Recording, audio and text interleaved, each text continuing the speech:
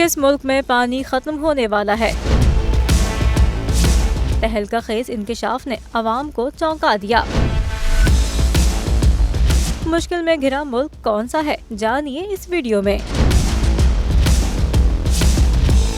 भारत के मुख्तलिफ हिस्सों को 2025 तक जमीनी पानी की शदीद किल्लत का सामना होगा। अक़वाम मुत्तहिदा की रिपोर्ट ने हलचल मचा दी। UN institute for environment and human security की जानिब से जारी रिपोर्ट में बताया गया कि भारत में इंडो गंगा बेसिन के कुछ हिस्सों में ज़ेरे जमीन पानी की सतह पहले ही खतरनाक हद तक कम हो चुकी थी और अब भारत के तमाम शुमाल मगरबी खित्ते का ज़ेरे सतह पानी भी खत्म होने के करीब है। रिपोर्ट में 2025 तक भारत के शुमाल मगरबी खित्ते में ज़ेरे जमीन पानी की सतह इंतहाई कम होने का खदशा जाहिर किया गया है। UN रिपोर्ट के मुताबिक सऊदी अरब में भी पहले ही ज़ेरे जमीन पानी की दस्तयाबी इंतहाई हद तक घट चुकी है और अब भारत भी इस फहरिस्त में शामिल होने वाला है।